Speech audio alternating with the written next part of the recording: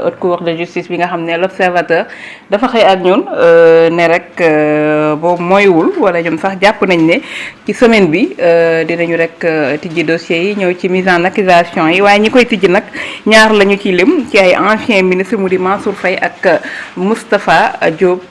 Thioune mu nekk information bi nga xamante ne ni l'observateur moo ko xëyee ak ñun. waaw c'est une information. boo xamante ni comme ni nga ko waxee.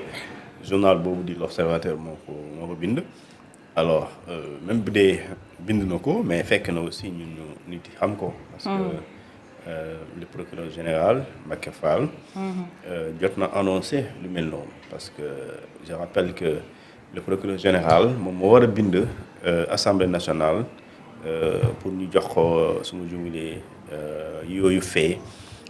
document yooyu nga xamante ne dafa jógee ci enquête boo xam ne dañ ko amal ci les fonds force Covid-19. alors ñu jàpp ne 5 ministères. donc 5 ministres d'ailleurs yoo xamante ni dañ leen war a traduire devant la haute cour de justice pour ay présomption de détournement de deniers publics. ak lu ñu tuddee infraction grave je répète les propos du procureur. infraction grave yoo xamante ni mun nañ am constitution parce que dafa am des faits de dafa ne. des faits graves de concussion avérée. concussion nag soxna Fatou mooy dafa xaw a wuuteeg corruption concussion mooy agent administratif wala kuy liggéey ci nguur jàppale xam ne jaaduwul mu fexe ba loolu mu am ci amin boobu ñu gis ne xaalis génne na ci loolu mooy concussion ay faits yoo xamante ne jàpp nañu aussi des faits de corruption présumés. donc yooyu nag. pour mu leer il faut nga dem haute cour de justice pour ñi nga xamante ne ñoom ñooy yi nga tudd ñu am statut d'ancien ministre ñu revêtir lu ñu tuddee la présomption le privilège de juridiction donc pour nga xam naka la ak nan la donte waa parquet moom ñoom dañ lay wax ay charges ba pare ne la c'est avéré mais même si c'est avéré ki nga inculpé wala nga bëgg ko incriminer alors il faut ki ko war a déglu ko et pour nga mën ko déglu il faut nga mën ko poursuivre et pour nga mën ko poursuivre il faut ñu yóbbu dossier bi fële ci assemblée maintenant assemblée nationale ci semaine bi soo moytuwul dinañ ci sëgg bi mooy dinañu def lu ñu tuddee on travaille au niveau ci commission bi nga xamante ni moom mooy une commission parlementaire pour saytu document bi nga xamante ni lañ leen jox document bi mooy dafa am ay ministres yoo xamante ni dañoo bëgg ngeen voter lu ñu tuddee la résolution de mise en accusation et cette résolution de mise en accusation balaa ñu koy voter alors dafay laaj nag député bi ñu xam ñoom yan fait lañ leen saisir est-ce que ñoom war nañu mën a voter résolution boobu pour permettre à la justice sénégalaise mu mën a saytu yooyu document donc ça veut dire que dossier yooyu ñu jox leen dafa war a convaincre député yi convaincre leen wala soit ñu ne d'accord puisque justice nee na am nañ lu ñu tuddee yaxin ne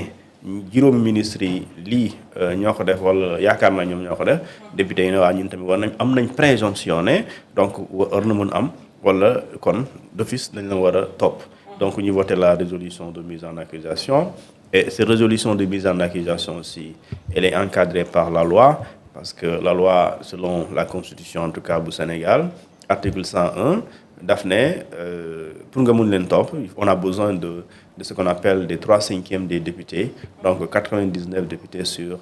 165 donc bu ñu valider et que loolu bu jàllee la procédure suit son cours et loolu foofu la loi portant sur la haute cour de justice lu mu wax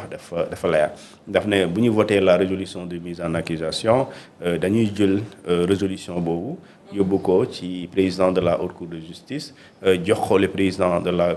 commission d'instruction de la cour d'appel pour que ñoom ñu xool et après ñooñu aussi article 18 de la loi portant aux hautes cours de justice daf ne ñi nga xam ne ñoom ñooy les magistrats dañuy dajaloo pour débattre et pare voter lu ñuy tuddee la mise en accusation bu ñu paree si aujourd'hui ñoom tamit au cours de leur débat ñu jàpp ne lu waxtaan nañ lépp ci fait yu ñu accusé ñi nga xam ne ñoom ñoo nekk les anciens ministres ñu gis ne jar na ñu jàll léegi ñoom dañuy voter ñoom tamit dañuy voter la mise en accusation léegi su jàllee ñoom tamit dañuy jël dossier boobu jox ko lu ñuy tuddee la commission d'instruction cette commission d'instruction moom mooy convoquer ces supposés ministres là yi nga xam ne jàpp nañ ne dañoo def détournement wala concussion wala corruption et ñoom ñu ñëw tontu ci li nga xamante ni moom lañ leen tuumaal léegi nag il reviendra à ces anciens ministres là de prouver lu ñu leen di toppee am na wala amul wala ñu défendre seen bopp pour justifier bu dee am na aussi nga justifier li tax nga def ko léegi nag ça reviendra la suite li ci topp juge yi plutôt procureur moom mooy xool parce que dañ la waxal yow yaa ngay ñëw wax li ñu la waxal nu mu amee wala amul léegi nag si tu convaincs pas ki lay déglu am na possibilité mu inculper la et bu ñu la inculper am nga choix comme ni yeneen gars yi amee choix pour nga mucc ci kaso bi mën nga cautionner pour nga mucc ci kaso bi mën nga rembourser pour nga mucc ci kaso bi également mën nga contester sérieusement mais dans tous les cas boo rembourser cautionner contester sérieusement du tere procureur wala juge d'instruction am na droit mu daal di la inculper ba pare envoyer en prison comme ce fut le cas de Farba Ngom et le cas de Tahirou Sarr. Ils ont demandé à ce que ñu cautionner en guise de garantie de représentation le juge d'instruction xam na ko mais terewul daf ne déedéet indi ngeen xaalis mais man joxuma leen lu ñu tuddee liberté provisoire donc je vous envoie en prison et loolu c'est ce qu'on appelle un pouvoir discrétionnaire bi juge d'instruction am moo tax su ko décider alors mënu ko bañal parce que c'est pas une obligation même bu fekkente ni indi na de l'argent même si c'est une garantie financière mais c'est pas un droit automatique à la liberté provisoire. dañuy voter mise en accusation bi kon tey am nañu possibilité ñu dugal loolu bu fekkee ne dañu ko rejeter comme ni ñuy demander bëgg a topp benn député ministre bi mun na rëcc ci côté boobu bu fekkee ne ñëpp d'accord ñu ci. wala lim bi ñu soxla am. léegi non on a besoin au minimum 99 députés. léegi bu ñu ko rejeter. bu ñu rejeter waaw justice dootu am possibilité topp ko dañuy defaat encore. beneen. ma wax la beneen affaire aussi tey su ñu voté woon la mise en accusation parce que l'une des conditions pour nga am résolution bi. il faut nga am 99 députés. léegi soo amee 99 100 et cetera lu ci tegu rek day jàll. léegi su jàllee su demee fële nga xamante moom mooy au niveau de la justice parce que fii il faut nu xam. la haute cour de justice dafa am ñaari aspect. Il y a un aspect politique et un aspect judiciaire. L'aspect politique, c'est la résolution, d'accord, qui est votée à l'Assemblée nationale. Donc ça, c'est politique. C'est politique. Mais le vote de la mise en accusation a un aspect judiciaire. C'est exclusivement du domaine des magistrats. Article 18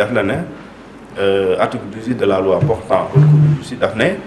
les membres de l'Assemblée nationale faisant partie de la haute cour de justice ne siègent pas, ne prennent part ni au débat et ne prennent part au vote de la mise en accusation. Ça veut dire que député yi ci haute cour de justice la ñu bokk. mais buy magistrat yi di voter la mise en accusation député yooyu duñ ko fekkee léegi magistrat yooyu suñ décidé parce que def na ne prennent part ni au débat et ni au vote léegi dans les débats pour la mise en accusation balaa ñu koy voter dañuy waxtaanee lu ñu leen indil pour ñu war ci wax léegi loolu ñu leen di indil ça veut dire que ñoom dañuy xool est-ce que le député wax ñun mën nañ ci topp ñii en tant que ak lu ñu tuddee autorité judiciaire léegi nag bu fekkente ne fee yooyu jàpp nañ ne taxawul donc yow duñ poursuivre léegi bu dee taxaw na aussi dañuy poursuivre et je pense qu'aujourd'hui justice moo demandé assemblée di décider lu ñu tuddee ci résolution bi bu assemblée décider justice mooy demandé waat sauf que procureur général moom dafay ñëw jàllale xibaar boobu jox ko la haute cour de justice jaaree ko ci président de la haute cour ak ci li nga xamante ni mooy le président de la commission d'instruction de la cour d'appel de Dakar. Et je rappelle aussi selon la loi soo indee nit ki toppee ko corruption waa haute cour de justice gis ne lii nga tuddee corruption du corruption dañuy commencer waat la procédure pour les faits n'est-ce pas li nga jàpp ne lu mu doon parce que mën nga toppee nit nga ne jàpp naa ne corruption la à la limite bu nekk corruption ñu ne concussion là parce que dafa am dans ce cas requalification n'est-ce pas de ces faits là mais loolu bon ça c'est plus tard.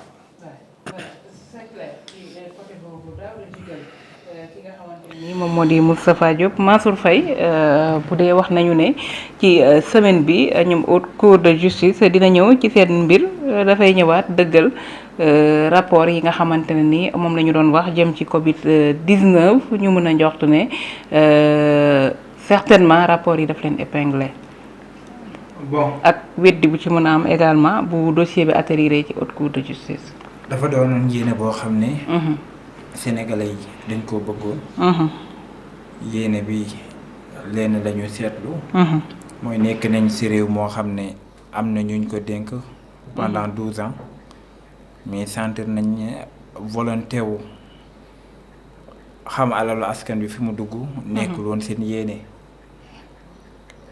bu nekkee ne ñoom lañu